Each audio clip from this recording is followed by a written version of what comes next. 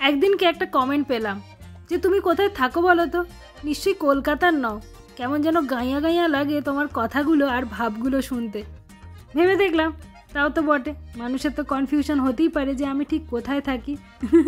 তো ভাবলাম এই কনফিউশনের সমাধান করতে আজকে ভিডিওটা বানাই। তো সারাদিন কি করলাম সেটা দেখানোর ফাঁকে ফাঁকেই আজকে আপনাদের বলবো যে আমি ঠিক কোথায় থাকি। তো চলুন আর কথা না বাড়িয়ে ভিডিওটাকে শুরু করি, মানুষের প্রশ্নের উত্তর দিই। তো নমস্কার, সকলকে ওয়েলকাম জানাই লিপি সিজন বলে আমার এই চ্যানেলে। আমি হলাম রিয়া, আর সকালবেলা উঠে বেরিয়ে পড়েছি আজকে ল্যাবে যাওয়ার উদ্দেশ্যে। আকাশে দেখুন সূর্য উঠতে শুরু করে দিয়েছে। আজকে একটু বেলাই হয়ে গেল ল্যাবের জন্য বেরোতে, কিন্তু অনেক দিন বাদে সূর্যের মুখ দেখে মনটা ফুরফুরে হয়ে গেল। অন্যান্য দিন আমি মোটামুটি 8টা সাড়ে 8টা নাগাদ বেরিয়ে পড়ি ল্যাবের উদ্দেশ্যে, কিন্তু আজকে 9টার কাছে বেজে গেছে, আর সেই কারণেই সূর্যি মামার দেখা পেলাম। কতদিন যে সূর্য চোখে দেখিনি মনেও পড়ে না। এক আধবার অবশ্য ল্যাবে থাকার সময় ফাঁকে দেখতে পাই যে সূর্যটা বেরিয়েছে, কিন্তু বেশিরভাগ দিনই তখন এত ব্যস্ত থাকি যে ভালো করে তাকানো হয় না। আজকে যেহেতু বাসে করে যাচ্ছিলাম আর জানলার ধারেই সিট পেয়েছি, তাই সূর্যি মামাকে দেখে চক্ষু সার্থক করলাম। সকালবেলা বাসে করে যাওয়ার সময় অনেক দিন বাদে যেহেতু আলো উঠেছে, তাই দেখতে পাচ্ছি পাশের ঘরগুলোকে। ব্রিটানির বাড়িগুলোতে চালাগুলো দেখুন, সেই স্লেটের মতো এক ধরনের পাথর দিয়ে এই চালাগুলো তৈরি হয়েছে, আর বাড়িগুলো ওই কুঁড়ে ঘরের মতোই দেখতে, কিন্তু সব পাকা। আর দুটো ফ্লোরের মাঝখানে আমাদের এখানে যেমন সে একটা উঁচু মতো দাগ থাকে, যাই থেকে বোঝা যায় দূর থেকে দেখলেও যে বাড়িটা 2 তলা না 3 তলা। এইখানে কোনো বাড়িতেই কিন্তু ওরকম দাগ থাকে না, শুধু জানলা একটার উপরে আরেকটা দেখে বুঝতে হয় আচ্ছা এটা 2 তলা বাড়ি বোধহয়, আর লম্বা উঁচুটা দেখেও বুঝতে পারা যায়। তো আজকে প্রায় 1.5 বছরেরও বেশি হয়ে গেল আমি এই ব্রিটানি প্রদেশে আছি।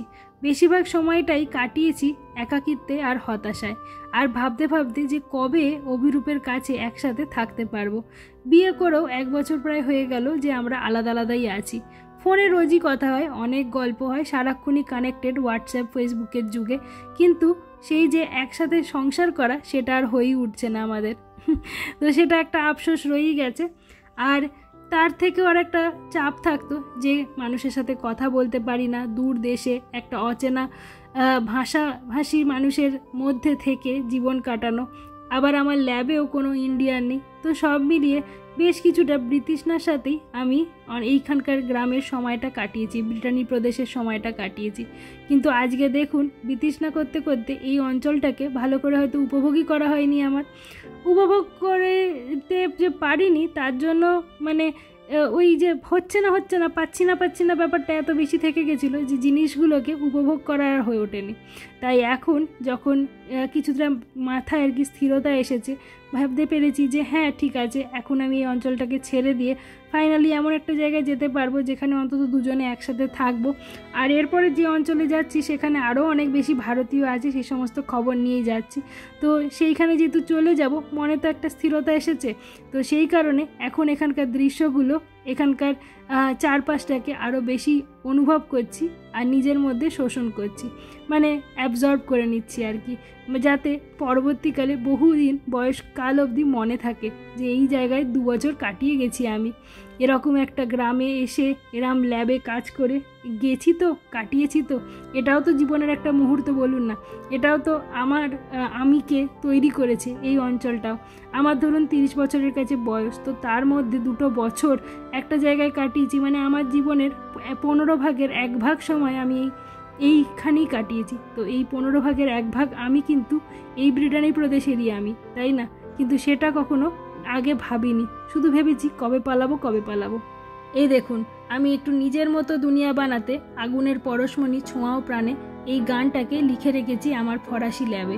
ওরা তো পড়তে পারে না, কিন্তু আমি ওদেরকে বলেছি যে আমাদের খুব পরিচিত এবং খুব আপন কবি ঠাকুরের লেখা এই গান, যিনি নোবেল পুরস্কার অবধি পেয়েছিলেন। তো ওরা শুনেছে, শুনে কতটা মনে রাখতে পেরেছে জানি না। আর এই যে আমার এখানকার পোকা, এই পোকা নিয়ে আমি এখানে কাজ করতাম আর এই গাছ নিয়ে আমি কাজ করতাম, এগুলো কিছু ওই আঁকাবুকি করে রেখেছি কাজের জিনিসগুলোকে। এইবারে ক্রিসমাসে তো বাড়ি যেতে পারিনি, তো ক্রিসমাসে আমরা সবাই আমাদের ল্যাবটাকে, অফিস ঘরটাকে এরকম ছোট ছোট ডেকোরেশন দিয়ে সাজিয়েছিলাম। আর আপনাদেরকে তো আগেই দেখিয়েছি পোকামাকড়ের প্রচুর ছবি টানিয়ে রেখেছি আমরা সবাই, আর তার মাঝে মাঝে এক একটা ক্রিসমাসের উপকরণ ঝোলানো আছে। এগুলো সব অরেলির গাছ, জানেন তো। ও এত ভালোবাসে গাছ, আর ওর এত গাছ হয়ে গেছে, ঘরে প্রায় 100টার উপরে গাছ, এবং এত বেশি গাছ যে ফাইনালি গাছের চারা বাজ বেরোলে সেগুলোকে না ল্যাবে এসে রেখে দেয় ডেকোরেট করে আর কি। আর এটা হলো সারার পেন স্ট্যান্ড। কী যে সুন্দর পেন স্ট্যান্ডটা, অপূর্ব অপূর্ব। আমার এটার ওপর এত লোভ কি বলবো। বাড়িতে গিয়ে ভাবছি এরকম ফোম টাইপের জোগাড় করে বানাবো, এটাকে খুব সুন্দর দেখতে। আর এগুলো হলো আমার যে স্টুডেন্টটা আছে না ম্যাক্স, ওর গাছ। ও গাছপালা ভালোবাসে। ফরাসি যে কজন বন্ধু আছে আমার বেশিরভাগই গাছপালা খুব ভালোবাসে। আরে এখানে এসে দেখছি জাপানিজ না কোরিয়ান ভাষায় কী সব লেখা আছে। তো এটা আবার সারার টেবিলে কি করছে? ও আবার ইতালিয়ান, এসব ভাষা বোঝে না, কিন্তু কোথা থেকে জোগাড় করে রেখেছে। আবার এটাও হতে পারে যে চাইনিজ বন্ধু আছে, সে হয়তো ওকে দিয়েছে। এটা হলো চাইনিজ বন্ধুর, যে আমাকে নেমন্তন্ন করেছিল। ওর নাম আবার গৌরী। ছেলেদের নাম গৌরী যে হয় আগে জানতাম না, তবে তার মানেটা আমাদের মতো দুর্গা ঠাকুর নয়, অন্য কিছু মানে একটা বলেছিল, এখন ভুলে গেছি। এগুলো হলো ওর গাছ। আর এটা হলো অরেলির গাছ। আর এটা হলো থিওর গাছ। এইটা না পতঙ্গভুক গাছ অ্যাকচুয়ালি। এর ট্র্যাপগুলো না সব পচে গেছে। এখানে থাকতে থাকতে প্রায় 1.5 বছর হয়ে গেল গাছটার বয়স। আর যে ট্র্যাপ ছিল সেটা আগে ভিডিওতেও কখনো দেখিয়েছিলাম, এখন আর নেই, প্রায় মরার দশা আর কি। আর এটা তো বুঝতেই পারছেন, পোথোস মানে হলো আমাদের পরিচিত মানি প্ল্যান্ট। কী লম্বা যে হয়েছে। এটা হলো থিওর গাছ। ওই গাছটা পিএইচডি করার আগে থেকে কিনেছে, আর এখনও ওর কাছে রয়ে গেছে। থিও আবার টানিয়ে রেখেছে একটা থার্মোমিটার, প্রতিদিন এসে দেখে কত ডিগ্রি টেম্পারেচার ঘরের। আর এইটা একটা কি শুকনো ফুল, সেটাও ওরম চিপকে রেখেছে। আর এই দেখুন এখানে ক্রিসমাস বল দিয়ে লাগানো 2টো পোস্টার আছে। একটাতে কতগুলো ফাঙ্গাসের ছবি, মানে মাশরুমের ছবি আর কি, ব্যাঙের ছাতা, আর আরেকটাতে পোকামাকড়। এমন সময় দেখছি একটি কালো ভেড়া দৌড়ে দৌড়ে কোথাও যাচ্ছে। আমি তাই জানলা দিয়ে উঁকি মেরে দেখছি যে কোথায় গেল, তারপরে আর দেখতে পেলাম না কোথায় লুকিয়ে গেল। তো এই দৃশ্য আজকে প্রায় 2 বছর ধরে প্রতিদিন দেখে চলেছি। ঠিক 2 বছর নয়, 2.25 বছর হয়ে গেছে ধরুন, কিন্তু আর কয়েক মাস গেলেই পুরো 2 বছর কমপ্লিট হয়ে যাবে আমার এই গ্রামে। আর এই গাছটা অরেলি আমাকে গিফট করেছে। এটার নাম হলো বেগোনিয়া গাছ।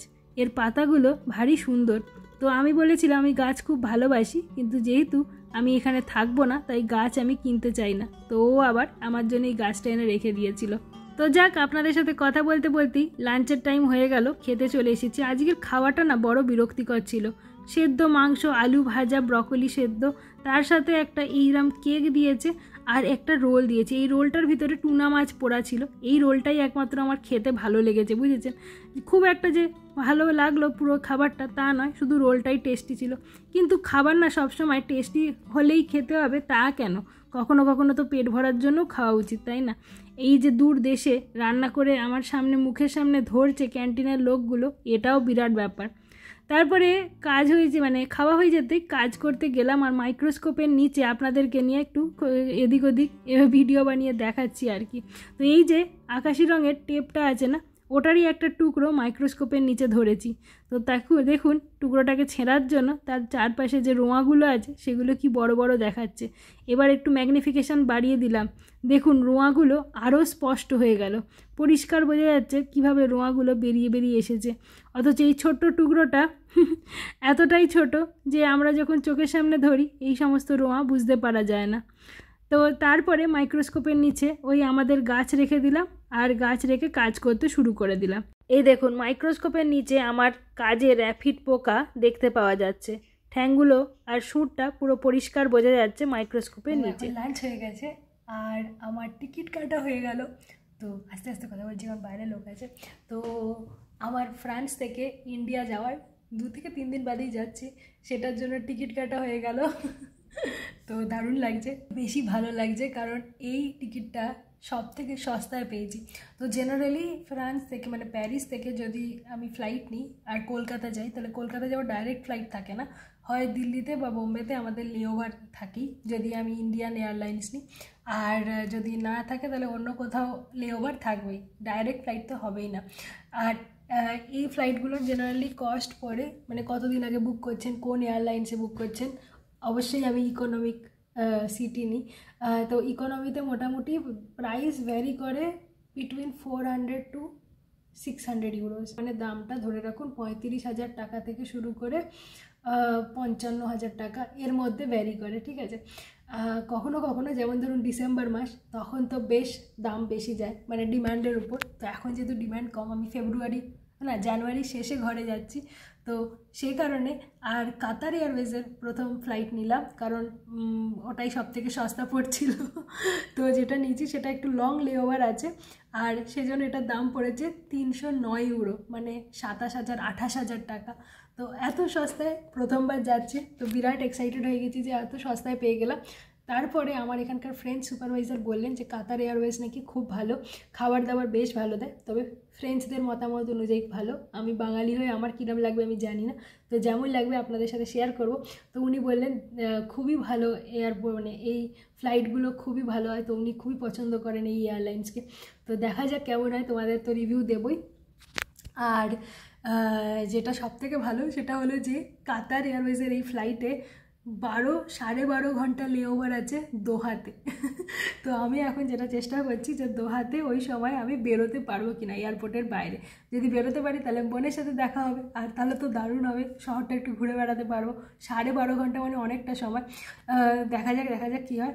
তবে বেরোতে যদি নাও পারি তাহলে দ্বিতীয় অপশান হলো যে ওদের বাস রাইড নেওয়া যেতে পারে, তাতে আমি এয়ারপোর্টে পেয়ে যদি করি বাস রাইডে, তাহলে আমি দোহা শহরটা ওই বাসে করে ঘুরে আবার ওরা এয়ারপোর্টেই আমাকে, মানে এয়ারপোর্ট থেকে পিক আপ হবে, বাসে করে ঘুরিয়ে আবার এয়ারপোর্টেই আমাকে ছেড়ে দেবে। তো সমস্ত ডিটেলস আমি শেয়ার করে দেবো। তো কারো যদি দোহাতে এরপরে লেওভার থাকে ফলো করতে পারেন, আমি সমস্ত ডিটেলস পরে একটা আলাদা ভিডিও করে বলে দেবো। তো যাই হোক, এরপরে আবার দেখা হচ্ছে একটু পরে, কাজ করে নিই। এই যে বসে আছি, ডকুমেন্ট খুলে এগুলো এখন পড়তে হবে, তো পড়াশোনা করি। আর তো বেশি দিন নেই, 2-3 দিনই পড়াশোনা করব। কালকে তো ছুটি, শনি রবি, আজকে শুক্রবার আর কি ব্লগ বানাচ্ছি। হ্যাঁ, ওকে, ইটস কামিং ইনসাইড। বল সার্সি, see this one, wow it's big. এখানে আকাশের মুড ঠিক নেই একবারে, হঠাৎ করেই দেখছি শিলাবৃষ্টি শুরু হয়ে গেছে ঝমঝম করে, আর এত বড় বড় শিল পড়ছে সে কি বলবো আপনাদের।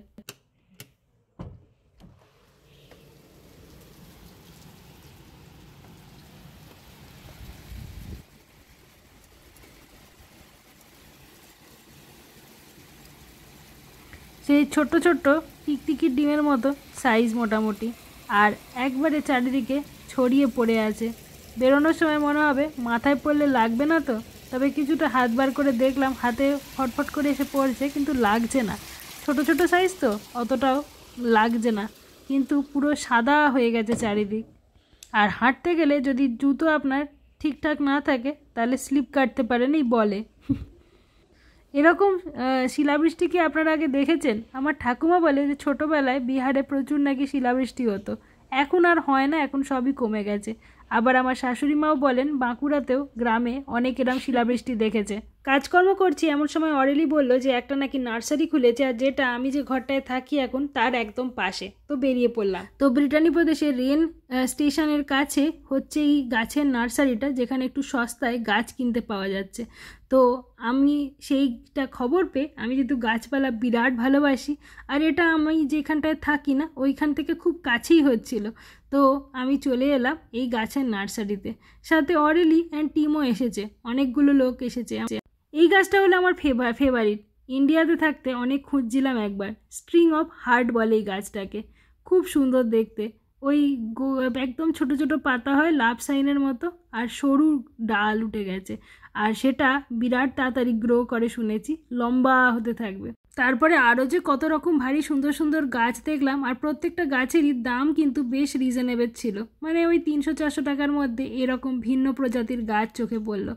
এই গাছগুলো দেখলে আমার কিন্তু মন খুব ভালো হয়ে যায়। আপনারা যদি গাছ ভালোবাসেন তাহলে আমার কথাগুলো বুঝতে পারবেন। যাই হোক, এই অ্যালোকেশিয়া মানে কচুর ভাইরাভাইগুলোকে দেখে তারপরে বাড়ি ফেরার পথ ধরলাম। আজকে আবার গিয়ে আমাকে রান্নাও করতে হবে। আর এই পিঙ্ক রঙের যে অর্কিডটা আছে এটা আমাকে একজনকে গিফট করতে হতো, তো তার জন্য নিয়ে নিলাম। সেই যে একজন জার্মান বৈজ্ঞানিক যে একটা শহরে আমাকে থাকতে জায়গা দিয়েছিল, তার বাড়িতেই যাওয়ার কথা ছিল তার রিটায়ারমেন্ট উপলক্ষে, তো সেই কারণে তার জন্যই ওই অর্কিডটা নিয়ে নিয়েছিলাম। একবার শুধু এই অ্যালোকেশিয়াটার গ্লেজ দেখুন, দেখেই আমার মনে হচ্ছে যদি বাড়িটা এখানে থাকতো তাহলে একে তুলে নিয়ে যেতাম শিওর আজকে। মাত্র 10 ইউরো মতো দাম, মানে বুঝতে পারছেন 900 টাকা আর কি, খুব একটা দাম যে তাও নয়। অরেলি আবার দেখলাম অ্যালোকেশিয়া বিরাট ভালোবাসে, 3-4টে কিনে নিল বাড়িতে নিয়ে যাওয়ার জন্য। এত এত অ্যালোকেশিয়া রাখা ছিল এই নার্সারির মধ্যে। এরপরে আমার সব বন্ধুরা এখানে লাইন দিয়ে একে একে গাছপালাগুলোকে কিনে নিল। গাছপালাগুলো ওরা যখন কিনে লাইনে দাঁড়িয়েছে, এই সময় চোখ গেল একটা শেলফের দিকে, আর সেখানে রাখা ছিল এই বেতের তৈরি টবগুলো। পরে কাছে গিয়ে দেখছি না, এগুলো বেত নয়, সি গ্রাস দিয়ে তৈরি, মানে সামুদ্রিক গাছপালা দিয়ে তৈরি হয়েছে। তাতে লেখা এশিয়ার কোনো গরিব লোকেরা এটাকে বানিয়েছে, আর তাতে শাড়ি পরা কিছু মহিলার ছবি। দেখে একটু মনটা খারাপই হয়ে গিয়েছিল, কিন্তু তারপরে ভাবলাম যে কিছু মানুষ, যে আমরা গরিব সেটা তো ঠিকই আছে, কিন্তু সেই মানুষেরাই তৈরি করে এত সুন্দর জিনিস দূরে পাঠাচ্ছে, আর সেগুলো এই দেশে চড়া দামে বিক্রি হচ্ছে, সেটা তো একদিক থেকে ভালোই, আমাদের দেশের মানুষই তো ইনকাম করছে, তাই না? তো সেটা ভেবে ভালোও লাগলো। তবে বেশিরভাগ এই সি গ্রাস কিন্তু ভিয়েতনাম থেকেই আসে। অর্কিড কিনে ঘরে ফিরছি, এমন সময় ঝমঝম করে বৃষ্টি নেমে গেল, আর সাথে সাথে সন্ধ্যা হয়ে গেছে। আজকে এদিকে ঘরে কোনো রান্নাও নেই, তাই রান্না করতে করতে আপনাদের সাথে গল্প করব আর বলবো যে আমি কোন অঞ্চলের মেয়ে, কলকাতার না কলকাতার বাইরে। অন্ধকারের মধ্যে আমার নিজের ছায়া দিয়েই কাঁচের ফাঁক দিয়ে দেখতে পাওয়া যাচ্ছে এই গাড়িগুলো, আর রাতের শহরটা বেশ মায়াবী লাগছিল। কিন্তু যাকে আর বকবক না করে ঘরে গিয়ে তাড়াতাড়ি রান্নাটা চাপিয়ে দিই, আর শুরু থেকে শুরু করি। তো আপনাদেরকে একটা কথা প্রথমে বলি যে আমি কিন্তু কলকাতার মেয়ে নই। কেন নই? তার কারণ হলো যে আমার জীবনটা, এই যে বললাম 30টা বছর, তা কিন্তু বিভিন্ন জায়গায় কেটেছে, আর আমার যারা পূর্বপুরুষ তারা কিন্তু বিভিন্ন অঞ্চলের বাসিন্দা। তাই শুধুমাত্র কলকাতার মেয়ে বলে নিজের মধ্যে থাকা বৈচিত্র্যকে কম করে দিলে তো মনে হয় ভুল বলা হয়ে যাবে। আজকে রান্না হচ্ছে খুব সিম্পল, ডাল ভাত, এই আর কি। তো আমার দাদু চট্টগ্রামের বাসিন্দা ছিলেন এবং সেখানেই তার জীবনের প্রথম 30 বছর কাটিয়েছেন, আর তারপরে পুরো সময়টা কলকাতায়। আবার এদিকে আমার দিদিমা জন্মেছেন খুলনায়, আর তারপরে প্রায় 2 বছর বয়স থেকেই উনিও কাটিয়েছেন পুরো সময়টা কলকাতাতে। আর আমার ঠাকুমা, তিনি কিন্তু বিহারে কিষানগঞ্জ অঞ্চলে কাটিয়ে জীবনের প্রথম 20-25টা বছর। আর আমার ঠাকুর দাদা, তিনিই জন্মেছেন একমাত্র এদের সকলের মধ্যে যিনি কলকাতায় থেকেই বড় হয়েছেন, কলকাতাতেই জন্মেছেন, বউবাজার অঞ্চলে। আর যেহেতু এরা সকলেই একটা সময় যখন আমার বাবা মা জন্মেছে কলকাতাতেই ছিলেন, তাই বাবা মা কলকাতাতেই জন্মগ্রহণ করেছেন, আর পরবর্তীকালে বিয়ের পরেও সেখানেই থাকেন, আর সে কারণে আমিও জন্মেছি সেখানেই। আর জীবনের প্রথম 20টা বছর কেটে গেছে কলকাতা শহরের বুকেই। পড়াশোনা করেছি প্রথমে শ্রী শারদাশ্রম বালিকা বিদ্যালয় বলে একটি বাংলা মিডিয়াম স্কুল থেকে, আর সে কারণেই বোধহয় আমার এখনও ইংরাজি বা হিন্দিটা অতটা ভালো করে আসে না, আর কথার মধ্যে কিছুটা হয়তো গাঁইয়া ব্যাপার চলে আসে। আর তারপরে 2 বছর পড়েছি পাঠভবন স্কুল থেকে, যেটা তো জানেন বালিগঞ্জ ফাঁড়িতে অবস্থিত। তারপরে পড়াশোনা করেছি সেন্ট জেভিয়ার্স কলেজ থেকে, আর তারপরে চলে গেছি 20 বছরের পর বাইরে। মানে প্রথমে গেছি পুনাতে। তো পুনা শহরে আধা বাংলা, আধা হিন্দি আর আধা ইংরাজি বলে কোনো রকমে কমিউনিকেশন করতাম, আর সেখানেও কেটে গেছে জীবনের প্রায় 7.5 বছর। আর তারপরেই চলে এসেছি ফ্রান্সে। এখানে এসে কিছুটা সময় ফরাসি গ্রামে আর কিছুটা সময় প্যারিসে কেটে গেছে। বিয়ে হয়েছে বাঁকুড়ায়, সেখানেও আবার কিছুটা সময় কেটে গেছে। এখন তো বিয়ের পরে 1 বছর পূর্ণও হয়ে গেল। আর অভিরূপের সাথে বেশ কিছুদিন ধরেই আলাপ, সেই ধরুন মাস্টার্সের সময় থেকে। তো বাঁকুড়ার ভাষায় হালকা হালকা করে হলেও কথা আমি কিন্তু বলতে পারি। তো সব মিলিয়ে বলতে গেলে বলতে হবে আমি তো মোটেও কলকাতার নই, আর শুধু কলকাতার বলে নিজেকে ছোটও করতে চাই না। এতগুলো শহর, এতগুলো গ্রাম, এতগুলো অঞ্চল, এতগুলো মানুষ আমাকে তৈরি করেছে। যদি জেনেটিক্স দেখেন তাহলে সেটাও বিভিন্ন অঞ্চলে ছড়িয়ে আছে, আর যদি কালচার বলেন সেটাও বিভিন্ন অঞ্চল থেকে শিখেছি। এত জায়গায় থাকতে থাকতে বাংলা ভাষাটাও মাঝে মাঝে এক একটা ওয়ার্ড এদিক থেকে ওদিক হয়ে গেছে। কখনো মোছা কথাটা বলতে গিয়ে পোঁচা কথাটা বেরিয়ে যায়, কারণ হিন্দিতে পোঁচ দিয়া ক্যা এরা আমি তো জিজ্ঞেস করতে হয় না, বাংলায় বলবো মুছেছেন কি, এরকম, তাই না? তো এই কথাগুলো সব গোলমাল হয়ে গিয়েছে। বাইরের দেশে যদি একবার আসেন আর আপনার দেশের বিচিত্রতা, কত ভাষাভাষী আমাদের দেশে একসাথে মানুষ থাকেন, এই কথাটা বলেন, লোকে চোখ গোল গোল করে শোনে। এরা আমাকে প্রথমে জিজ্ঞেস করতো তুমি কি ইন্ডিয়ান ভাষায় কথা বলো? আমি তখন বলছি ইন্ডিয়ান ভাষা বলে কোনো ভাষা হয় না, এখানে বহু বহু ভাষা আছে আর তার মধ্যে আমি বাংলা ভাষায় কথা বলি। তো ডাইভার্সিটি তো আমাদের দেশের গর্ব, তাই না? আর সেটাকে শুধুমাত্র কলকাতার না কলকাতার বাইরের দুনিয়া হিসাবে নয় ভাগ নাই করলাম। আর গ্রাম শহরের বিচারে আমি বলবো আমি তো আধা গ্রামের আর আধা শহরের। আর কর্মগত দিক থেকে পুরোটাই চাষবাসের কাজে গ্রামেরই বলতে পারেন, আর সেটা হয়েই আমি কিন্তু গর্বিত। তো আজকে ভিডিওটাকে এখানেই শেষ করলাম। কমেন্টে জানিয়ে যাবেন যে আপনি কোথা থেকে এই ভিডিওটাকে দেখছেন। আমি তাহলে খুব খুব খুশি হব জানতে পেরে যে কোথা কোথা থেকে মানুষ আমার ভিডিও দেখছেন। ও হ্যাঁ, বলতে ভুলে গেছি, এখানে রেন শহরে এক মেলায় দেখা হয়েছিল এক বাঙালি পরিবারের সাথে যারা নাকি আমার চ্যানেলের ভিডিও দেখে। শুনে তো আমি বিশাল শকড হয়ে গেছি, কোথায় ফ্রান্সে মানুষ দেখছে আমার ভিডিও, আর এইটুকু তো পরিবার 5,000 লোকের, কিন্তু সেখানেও যে আমাকে লোক চিনতে পারছে, অবাক লাগছে দেখে, লজ্জাও লেগেছে কিছুটা।